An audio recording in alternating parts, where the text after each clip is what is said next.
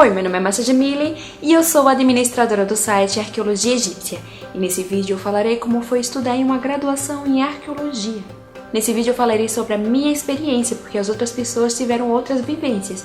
Então, vou deixar isso já logo claro.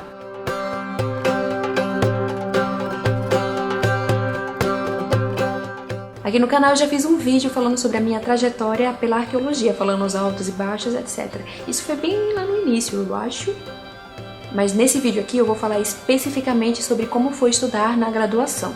Mas antes de dar continuidade a esse vídeo, eu tenho que esclarecer algumas coisinhas. Usualmente as pessoas escrevem para mim perguntando qual é a melhor universidade para se estudar.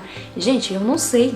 Até porque eu só estudei em uma. Daí como é que eu vou saber qual é a melhor universidade? Na universidade em que eu estudei tem aspectos positivos, quer dizer, na minha época. Tinha aspectos positivos e outros negativos, enquanto outras também tinham aspectos positivos e outros negativos.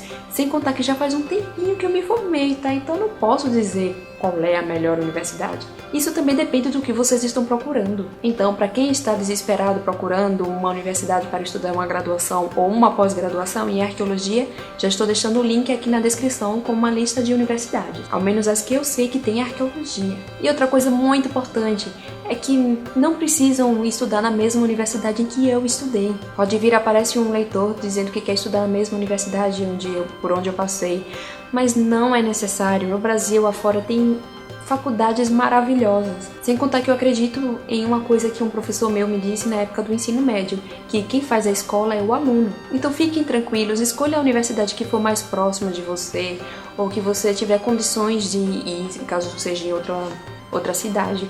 Não precisa tentar seguir o caminho de outra pessoa. Siga o próprio caminho de vocês. Tô filósofa hoje.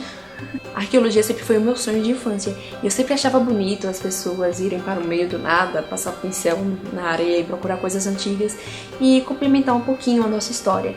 Claro que eu tinha uma visão bem bucólica da profissão, mas eu era criança, né, gente? Dá um desconto. E sim, eu era bem prematura. Eu era bem pequenininha quando eu realmente comecei a me interessar por arqueologia. Eu nem sabia ler e achava tudo muito legal.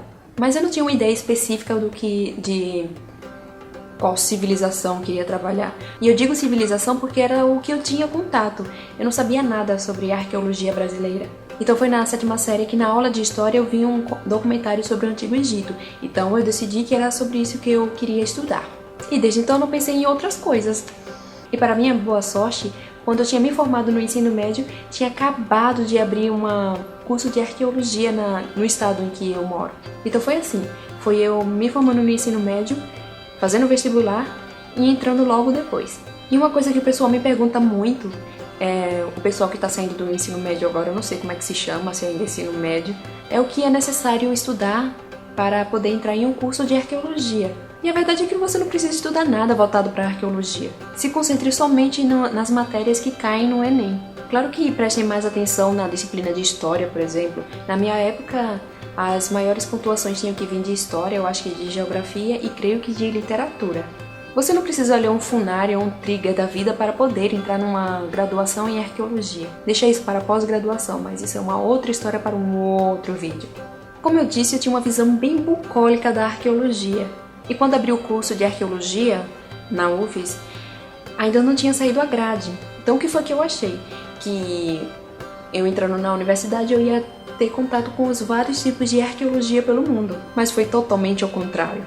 O curso ele só focava em arqueologia brasileira, mais especificamente em arqueologia sergipana. Ou seja, para quem queria trabalhar com o Antigo Egito foi um pesadelo. Para variar, o curso falava sobre megafauna, artefatos líticos, quaternário, eu não sabia o que era nada disso. O máximo de contato que eu tinha com a megafauna era os Power Rangers. E eu lá imaginava que aqui no Brasil tinha megafauna, tipo preguiça gigante. Eu não sabia de nada disso, então foi um choque. Inclusive, para quem ficar curioso sobre o que é megafauna, eu planejo fazer um vídeo no Descobrindo o Passado falando sobre esse assunto. Até porque é muito legal. Eu já falei bem rapidamente aqui no próprio Arqueologia Egípcia no vídeo Paleontologia versus Arqueologia. Tem um momentinho que eu mostro ossos de megafauna. Tá, mas retomando, foi nesse meio tempo que eu criei o site Arqueologia Egípcia, porque eu realmente me senti um pouco isolada na universidade. Sem contar que entre algumas pessoas rolava um certo preconceito com quem tinha interesse no Antigo Egito, porque achava que era deslumbrado demais. Mas tirando esse isolamento, O curso foi legal porque eu estava conhecendo algumas pessoas que tinham interesse também em arqueologia, então isso foi muito legal. Sinceramente, os meus anos na graduação foram os melhores da minha vida. Claro que tinha algumas briguinhas, picuinhas, essas são bobagens que tem em todo lugar, mas a minha graduação foi simplesmente perfeita. E também foi muito legal conhecer arqueólogos que, tipo, como eu disse, eu não conhecia nada de arqueologia brasileira. O máximo que eu sabia era o nome da professora Niede Guidon, mas eu conheci vários arqueólogos e ainda continuo a conhecer arqueólogos. Ai, chega a dar uma emoçãozinha. E é legal porque, sabe quando você tem um sonho de infância e de repente aquilo começa a se tornar realidade e aquelas pessoas estão na sua frente e estão falando sobre arqueologia? Ai, gente, eu não tenho nem palavras pra dizer, pra falar a verdade.